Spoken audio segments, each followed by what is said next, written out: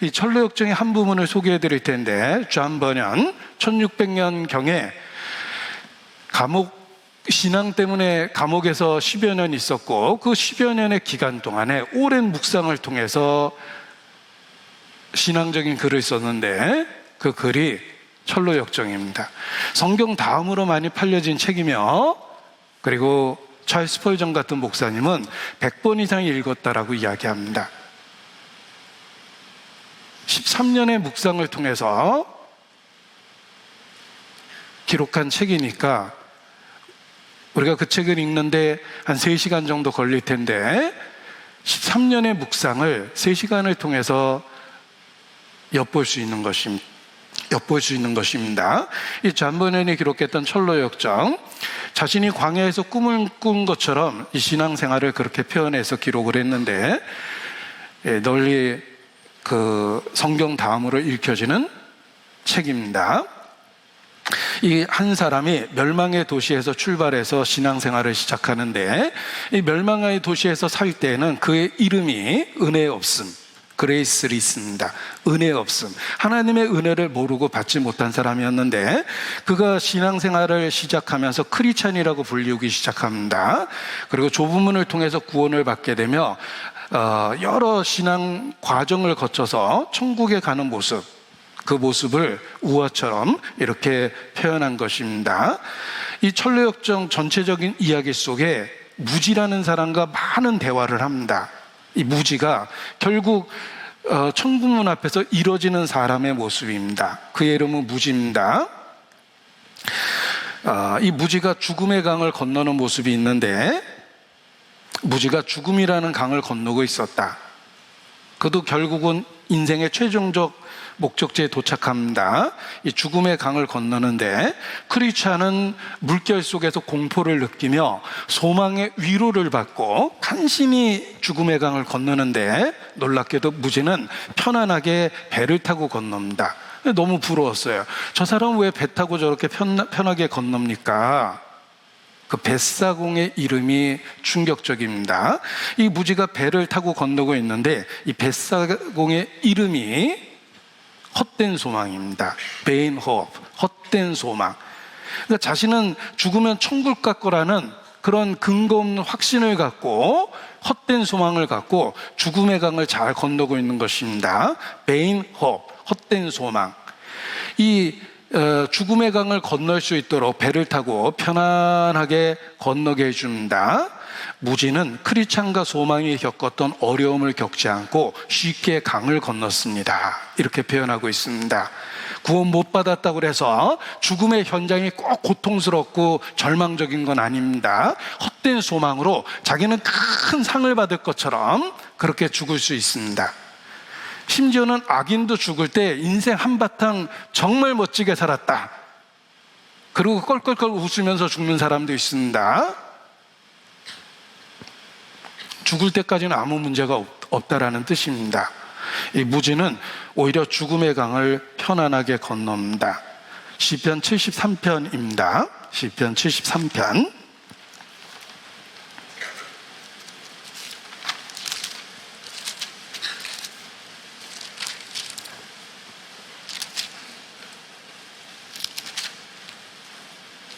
4절입니다. 저희는 죽는 때에도 고통이 없고 그 힘이 건강하며 타인과 같은 고난이 없고 타인과 같은 재앙도 없나니, 그러므로 교만이 저의 목걸이요 강포가 저의 입는 옷이며 살찜으로 저의 눈이 솟아나며 저희의 소득은 마음의 소원보다 진하며 저희는 능욕하며 악하게 압자하여 말하며 거만히 말하며 저희의 입은 하늘에 두고 저희의 혀는 땅에 두루 다니도다. 12절 볼지어다 이들은 악인이라. 항상 평안하고 재물은 더하도다. 악인이 항상 평안하고 재물이 더하며 죽는 때에도 고통이 없고 타인과 같은 재앙도 없고 살찜으로 눈이 솟아나고 악하게 말하고, 잘 먹고 잘 사는 악인의 모습을 표현했는데 심지어는 죽는 때에도 편안하게 죽는다는 것입니다. 우리가 이런저런 상황 속에서 죽음을 맞이하는데 큰 통증 속에서 죽을 수 있습니다. 얼마나 많은 그리스도인들이 순교의 현장에서 고통 속에서 죽어갔습니까? 그들의 신앙이 가장 시험받는 그 순간에 그들은 소망을 붙잡으며 그 고통을 견디면서 죽었습니다. 그리고 천국에 들어갔습니다. 그러나 오히려 악인은 죽는 순간까지 편안할 수 있다는 것입니다. 문제는 그 이유입니다. 이 무지는 결국 이뤄진 사람인데 헛된 소망이라는 것을 가지고 죽음을 편안하게 맞이했지만 그 이후에 큰 문제가 됩니다. 왜냐하면 하나님 앞에 쫓겨나게 되기 때문에 그렇습니다. 자, 이게 철로 역정의 한 장면을 원문을 하나 읽어드리겠습니다. 무지가 들어가지 못하다. 내가 꿈속에서 이런 일들을 보고 고개를 돌리니 무지가 강까지 와 있는 게 보였다. 그는 앞에서 두 사람이 겪었던 것의 절반 정도의 어려움도 없이 곧 건넜는데 그것은 허망이라는 한 뱃사공이 그를 자기 배에 태워주었기 때문이다. 나는 그가 언덕을 오르는 것을 보았으나 그는 홀로였으며 마중 나온 천사가 없었죠. 문에서는 아무도 그를 맞아주지 않았다. 그는 문 위에 있는 글귀를 읽고는 노크하기 시작했다. 그때 나는 문 안에서 묻는 소리를 들었다. 누구십니까? 어디서 오셨는지요? 무엇 때문에 왔습니까? 무지가 대답했다. 주여, 저는 당신과 함께 먹고 마셨던 사람입니다. 당신께서 우리 거리에서 가르치셨지요. 누가복음 13장에 있는 말씀 그대로입니다. 문지기가 안에서 그에게 증서를 요구하자 그는 아무 말도 없었다. 증서가 없습니까? 무지는 대답이 없었다. 자, 이게 무지의 모습입니다. 이 천국문 앞에서 두들기니까 안에서 물어봅니다. 그렇다면 왕에게 보여드릴 증명서를 보여주십시오. 당신이 좁은 문을 통해 들어왔을 때 받았던 그 증명서를 보여주십시오 라고 이야기합니다. 그러나 그는 증명서가 없었습니다. 결국은 쫓겨나게 됩니다. 이 문 열어달라고 무지가 천국문 앞에서 소리치는데 증명서? 그런 거 없습니다. 그러니까 결국은 수족을 결박하여 지옥으로 던져버립니다. 그래서 지옥의 문은 천국문 바로 옆에도 있다, 이렇게 경고하고 있습니다. 그는 이뤄지는 그 순간까지 자기가 이뤄질 거라는 것을 전혀 상상도 못했습니다. 그는 근거 없는 구원의 확신을 갖고 있었습니다. 그는 교만했고 자기중심적이었습니다. 이 철로 역정을 읽다 보면 기독교가 무지와 대화하고 무지와 관계된 이야기를 참 많이 합니다. 많은 페이지에 등장하는 인물입니다. 그러나 결국은 그는 이뤄집니다. 철로 역정 안에 왜 무지와 대화하는 내용이 그렇게 많을까? 왜냐하면 존 버년이 살았던 그 시대에도 무지 같은 상태, 명목상의 기독교인, 거듭나지 못한 기독교인들이 많이 있었기 때문에 그들의 영적 상태를 일깨워주고 싶어서 존 버년도 많은 페이지에 무지에 대한 이야기를 남겼던 것입니다. 한 번 등장하고 사라지는 등장인물도 있지만 무지는 철로 역정 곳곳에 여러 번 나타납니다. 그리고 기독교와 대화를 합니다. 그리고 더 대화하고 싶었지만 그가 분노 상태가 될까봐 생각할 기회를 줍시다, 이런 말로 대화를 또 미루고, 또 여행하다 또 무지를 만나게 되니까 또 대화를 나누고, 이런 장면이 반복됩니다. 이것은 존 버년의 경험 속에서 있었던 이야기입니다.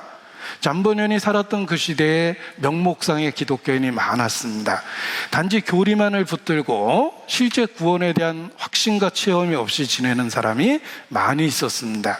그들의 영적 상태를 무지라는 인물을 통해서 계속해서 묘사한 것입니다.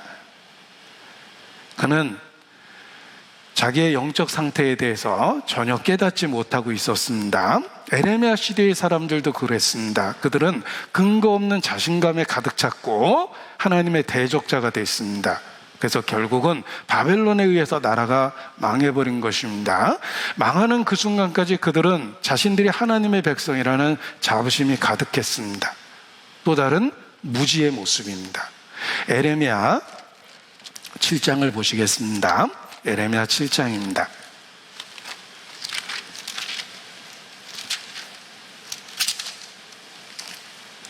8절, 에레미야 7장 8절.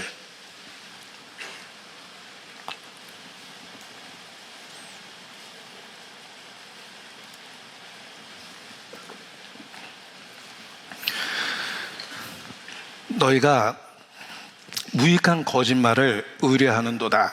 너희가 도적질하며 살인하며 간음하며 거짓 맹세하며 바알에게 분향하며 너희의 알지 못하는 다른 신들을 쫓으면서 그냥 안 믿는 이방인처럼 살아가는 것입니다. 그런데 아주 근거 없는 확신이 있어요. 10절, 내 이름으로 일컬음을 받는 이 집에 들어와서 내 앞에 서서 말하기를 우리가 구원을 얻었나이다 하느냐. 이는 이 모든 가증한 일을 행하려 함이로다. 하나님의 성전에 들어와서 하나님의 백성이라고 스스로 자부했습니다. 그러나 그들의 삶의 모습은 딱 멸망받을 이방인처럼 그렇게 살아가고 있었습니다. 그러면서도 스스로는 자신들이 구원받았다고 그렇게 생각했습니다. 이것이 에레미야 시대의 무지라는 또 다른 사람들의 모습입니다. 자기 자신에 대해서 전혀 깨닫지 못하고 있는 상태입니다. 자, 철로역정은 그 무지의 고향이 전라북도 전주시가 아니라 그의 고향이 자만이라는 도시라고 이렇게 묘사하고 있습니다. 자만. 그럼에도 불구하고 스스로 프라이드, 자부심이 있었던 것입니다. 그들은 조상 때부터 내려오던 관습대로 믿고 있다라고 이렇게 이야기하며, 그리고 진실한 크리스찬과 비교했을 때 뭐 별 차이가 없다라고 이야기합니다. 당신이나 나나 같은 길을 가고 있고 뭐 옷이 조금 다른 것처럼 보이지만 우리도 비슷한 옷을 입고 있고 우리도 올바로, 당신만 올바로 믿는 게 아니다. 이런 주장을 끊임없이 합니다. 그것이 무지의 모습입니다. 여기 다시 철로역정의 한 부분을 보겠습니다. 그들이 자만의 나라에 이르렀을 때 구불구불한 샛길에서, 약간 샛길이라고 되어 있습니다, 한 청년이 나오고 있었다. 뭐 길은 길인데 조금 어긋난 그런 길입니다. 당신은 뉘시오. 그리고 어디로 가는 길입니까? 나는 무지라고 합니다. 지금 천국으로 가는 중입니다. 나름대로 그도 신앙생활을 하고 있습니다. 구원에 대한 체험도 없고 스스로 의로운 척하면서 자기 중심적인 신앙을 갖고 오랫동안 조상 때부터 그러했으니까 나도 특별한 문제가 없다라고 생각합니다. 이게 무지의 모습입니다. 하지만 당신은 좁은 문으로 들어오지 않았습니다. 천국 문 앞에서 보여줄 것이 없을 텐데 뭐 꼭 그런 것이 필요한가요? 거듭남의 필요성을 전혀 모릅니다. 나는 착하게 살고 있고 금식도 하고 11조도 하고 꼬박꼬박 교회 생활 다 하고 있습니다. 당신이나 나나 가는 길이 똑같은 길인 것 같은데, 많은 대화를 하지만 이 무지가 돌이키지 않습니다. 이 무지의 모습이 사실 우리의 태생적인 본성의 모습입니다. 무지의 모습은 태생적인 우리 본성의 모습입니다. 나에게 이 무지라는 그런 면은 없다라고 생각하면 자기를 속이는 겁니다. 우리의 본성은 철저하게 이 무지 상태입니다. 예수께서 제자들을 보시며 너희 중 하나가 나를 팔리라, 충격적인 이야기를 하셨습니다. 그때 제자들은 난 절대 아니야 이렇게 생각하지 않았습니다. 불안하고 두려워졌습니다. 주여 내니까. 돌아가면서 한마디씩 다 그렇게 했습니다. 우리는 태생적으로 똑같은 죄성이 있습니다. 우리의 본성과 죄성 속에 무지의 태도와 상태가 그대로 있다는 것입니다. 혹 주여 내니까. 그런데 베드로는 특별한 자신감이 있었습니다. 다 부인할지라도 나는 주를 결코 부인하지 않겠나이다. 내가 주와 죽을지언정 주를 부인하지 않겠나이다. 근거 없는 자신감이 있었지만 예수님을 가장 크게 배신한 게 베드로 자신이었습니다. 내가 오늘 밤 닭이 2번 울기 전에 나를 3번 부인하리라. 베드로는 근거 없는 자신감에 가득 찼습니다. 다른 제자들은 두려웠죠. 내니까. 자기를 돌아봤기 때문에 오히려 시험의 때를 벗어났는데 베드로는 근거 없는 자신감 때문에 오히려 크게 넘어졌습니다. 자, 이 무지의 상태가 태생적인 내 본성 속에 그대로 있다라는 것을 기억해 보십시오. 우리도 그냥 아무 생각 없이 본성대로 살면 점점 더 우리의 캐릭터가 무지와 같은 모습이 된다는 것입니다. 외형적인 신앙은 생활을 하고 있는데 내적인 상태는 이방인과 똑같고 구원에 대한 진리는 교리적으로만 있습니다. 정확하게 알고 있지만 그 말씀이 삶에 아무런 변화를 주지 못합니다. 경건의 모양은 있으나 경건의 능력은 부인하게 되며 항상 배우나 마침내 진리의 지식에 이르지 못하느니라. 딱 무지의 상태가 되어버립니다. 이 무지는 외형적인 신앙을 고백하고 성령은 없는 사람, 하나님이 주시는 생명, 그 속에 그 생명은 없는 사람의 모습입니다. 명목상의 기독교인, 외형적인 신앙을 고백하는, 거듭남에 대한 교리는 갖고 있고 이해했지만 체험은 없는 사람. 시편 23편을 달달 외우고 있지만 그 시편 23편의 목자와 실질적으로 동행하는 삶은 없는 사람. 이것이 무지의 모습입니다. 유다서입니다. 요한계시록 앞에 유다서입니다. 17절, 유다서 17절.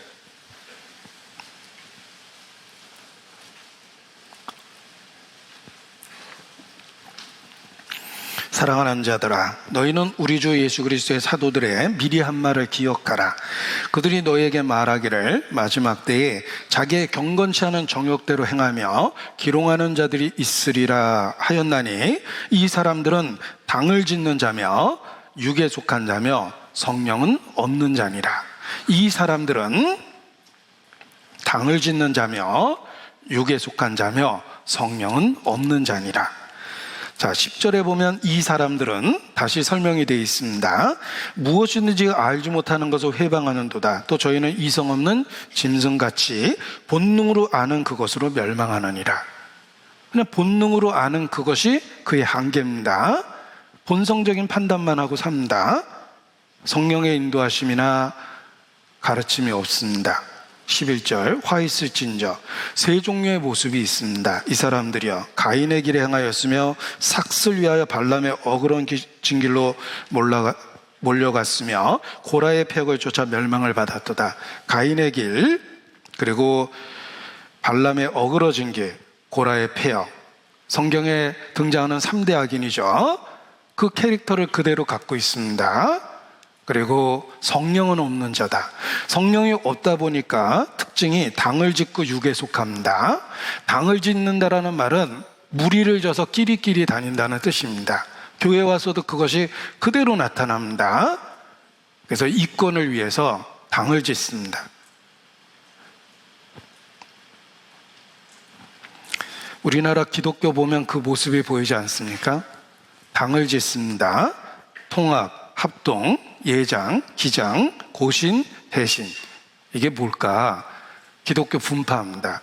예수교 장로예요? 기독교 장로예요? 예장이에요? 기장이에요? 합동이에요? 통합이에요? 고신이에요? 대신이에요? 그것만 따지고 있습니다. 그리고 선조부터 내려오던 그 전통으로 스스로 자부심을 갖습니다. 나는 고려신학한 고신이야. 자신이 스스로 정통이라고 주장하고 그 전통적인 신앙을 마치 자기 수준인 것처럼 생각하고 자부합니다. 그런데 성령은 없는 자입니다. 끝까지 삶이 안 변합니다. 육신에 속한 자입니다. 기름을 준비하지 못한 미련한 처녀들에 대한 이야기도 있습니다. 마태복음 25장입니다. 마태복음 25장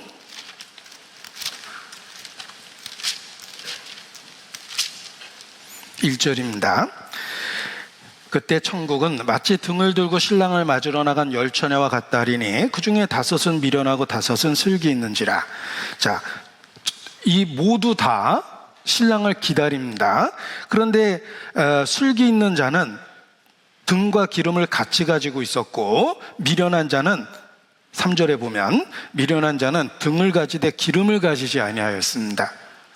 신앙의 외형은 있습니다. 정확한 교리 속에 있습니다. 그런데 등은 가졌는데 기름은 없다. 성령의 내재죠. 성령의 내주하심, 거듭난 체험은 없습니다. 거듭난 것에 대한 교리는 아마 알고 있었을 거예요. 그런데 실질적인 체험이 없습니다. 이것이 철저한 무지의 상태며 본성적인 우리의 모습이기도 합니다. 이 거듭남과 관련해서 요한에슬레에 대한 이야기를 좀 드려보겠습니다. 이게 요한에슬레입니다. 자, 무지는 명목상의 기독교인이며 성령은 없는 자, 그의 모습이며 자기가 구원받지 못했다는 걸 전혀 모르고 있는 사람이다. 무지는 뭘 모르고 있었냐면 자신이 구원받지 못했다는 걸 모르고 있었던 것입니다. 그가 무지입니다. 자, 요한에슬레의 이야기를 드리고자 합니다. 요한에슬레는 감리교의 창시자입니다. 1738년 5월 24일 거듭났다고 이야기합니다. 그의 가르침은 거듭나야 된다는 것입니다. 그래서 감리교 창립 예배일이 5월 24일입니다. 잘 모르는 분은 감리교 다니면서도 그게 요한에슬레 생일인 줄 아는데 요한에슬레가 거듭난 날입니다.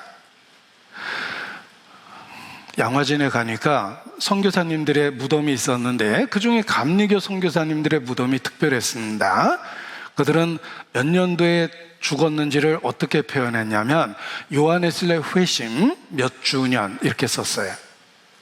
그들은 자신의 죽음의 그 날짜조차도 요한에슬레 회심과 관련해서 날짜를 계산했던 겁니다. 2023년이 요한에슬레 회심 285주년입니다. 올해가 요한에슬레가 회심한 지 285주년입니다.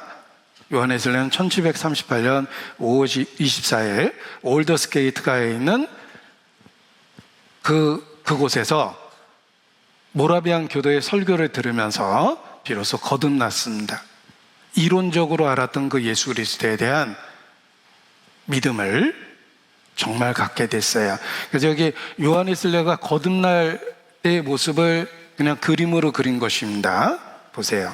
특별한 날이 됐어요. 요한에슬레가 1738년 5월 24일 거듭났습니다. 그때 그 과정에 이르는 이야기가 있습니다. 요한에슬레가 미국의 선교사로 출발을 했습니다. 거듭나기 전의 이야기입니다. 배가 풍랑을 만났습니다. 곧 죽게 되었습니다. 엄청난 공포감에 어쩔 줄 모르는데 배에서 평소 이단이라고 조롱했던 모라비안 교도들이 있었습니다. 그들은 너무나 평안한 가운데 찬송하고 있었습니다. 무섭지 않습니까? 물어봤더니 우리들은 곧 주님 앞에 갈 것 같습니다. 이렇게 표현했습니다. 요한에슬레는 충격을 받았습니다. 그들을 평소 조롱했는데 그들은 죽음 앞에서 너무나 담대했습니다. 자기와 다른 신앙을 갖고 있다는 걸 알게 됐습니다. 그리고 그들을 조롱하기에는 그들의 삶의 모습이 너무나 올바랐습니다.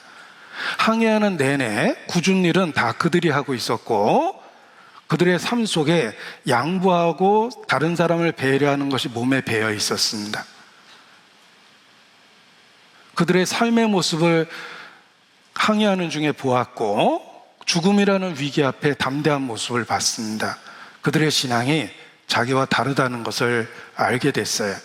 그래서 모라비안 교도 그들의 지도자와 가까이 하면서 대화를 나누게 됩니다. 그때 이 모라비안 교도의 목사가 이런 질문을 요하네슬레에게 합니다. 여러분 자신에게 한번 그 질문을 해보십시오. 그때 요하네슬레에게 했던 질문입니다. 성령께서 당신의 영과 함께 당신이 하나님의 자녀라는 것을 증거하십니까? 성령이 증거하는 믿음을 갖고 계십니까? 이것은 사실 로마서 8장 16절의 말씀을 갖고 질문을 한 겁니다. 성령이 친히 우리 영으로 더불어 우리가 하나님의 자녀인 것을 증거하시나니 당신 속에 성령이 증거하는 그러한 믿음이 있습니까? 이렇게 물어봅니다. 요한 웨슬레가 선뜻 대답할 수가 없었습니다. 우물쭈물합니다. 그러니까 다시 질문합니다. 당신은 예수 그리스도를 아십니까? 목사한테 예수 그리스도를 아십니까? 라고 물어봤으니까 너무 황당한 질문이기도 했습니다. 요한 웨슬레는 그는 우리를 구원하시는, 예수님은 우리를 구원하시는 그리스도이십니다. 이렇게 대답을 합니다. 그렇습니다. 그 예수께서 당신을 구원하신 체험이 있습니까? 그 질문을 다시 받고 요한 웨슬레는 더 당황스러웠습니다.